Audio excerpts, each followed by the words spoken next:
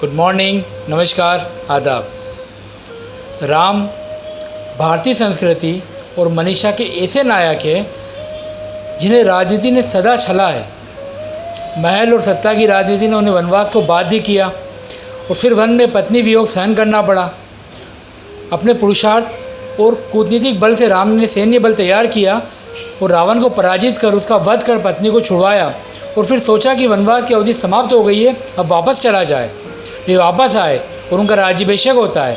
हालांकि राम तकनीकी रूप से सदैव अयोध्या के राजा रहे हैं। जब वे वनवास में थे तब भी भरत ने राज्याभिषेक नहीं कराया था।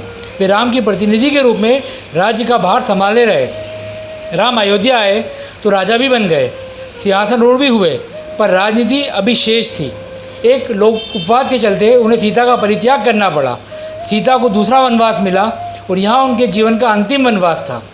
इसी बीच शंभुक की कथा आती है। ब्राह्मणों की आपत्ति पर राम को शंभुक की हत्या करनी पड़ी। अंत में अपने पुत्रों लव कुश के साथ में उन्हें युद्ध करना पड़ा।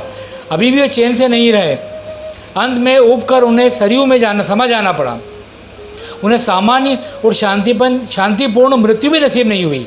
उनका अंत एक अप्राकृतिक मृत्यु के द्वारा हुआ। पर इन तमाम कथाओं, उपकथाओं और शेपक के बाद भी राम को भारतीय परंपरा के मर्यादा पुरुषोत्तम के रूप में देखा जाता है। सीता की अग्नि परीक्षा, बाली सुग्रीव प्रकरण में बाली की हत्या, सीता परित्याग और शंभुक की हत्या पर अक्सर सवाल उठते रहे हैं और इन उठते सवालों में के उत्तर भी लोग अपनी अपनी तरह से देते रहे हैं। पर इन सवालों के उठने के अधिकार की कहीं निंदा नहीं की गई।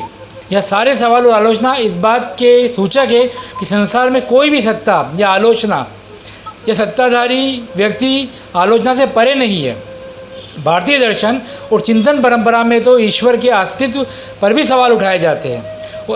आस्तिक और नास्तिक की एक दृढ़ है और विचारोत्तेजक परंपरा का समृद्ध इतिहास भी है। राम आज भी राजनीति से मुक्त नहीं है। भला राजपुरुष कैसे राजनीति से मुक्त हो सकता है? अयोध्या में मंदिर और मस्जिद के भूमि विवाद को सुप्रीम कोर्ट द्वारा तय कर दिए जाने के बाद राम मंदिर का निर्माण शुरू हो गया है। अब ट्रस्ट को मंदिर बनाना है, वहाँ अपनी योजनाओं को आगे बढ़ाएगा। लेकिन राम पर या तो बेहतर कहे कि राम मंदिर पर हुई राजनीति ने देश के सामाजिक ताने बाने को बहुत ही नुकसान पहुँचाया है। राम और कृष्ण कभी भी किसी भी काल में विवादित नहीं रहे हैं, लेकिन राम मंदिर पर हुई राजनीति ने उनके नाम और घोष को विवादित बना दिया। अब इस मामले को पताशे हो जाना चाहिए। राम मंदिर बनना केवल समय की बात है। मंदिर कितना विशाल बनता है, कितना भव्य बनता है, कितने समय बनता है, यह सब ट्रस्ट को देखना है और उसे करना है। भूमि विवाद के हल हो जाने के बाद आपको विवाद शेष नहीं रहा है। अब लोगों की ऊर्जा और सरकार का धैर्य उन समस्याओं की ओर जाना चाहिए जो लंबे समय से देश और समाज में ग्रस्त है। वे समस्याएं ना तो राम ने कभी ख़त्म किया है, ना मंदिर जाने पे ख़त्म होने वाली है। उनके कारण अलग है और गंभीर है, तो उनका निदान भी गंभीरता से खोजना होगा। राम इन सब में कितने सहायक होते हैं यहाँ भविष्य बताएगा। पर अब हमें देश के बाकी मुद्दों पर, जरूरी मुद्दों पर ध्यान देने की आवश्यकता है। विचार कीजिए। जय हिंद, जय भारत।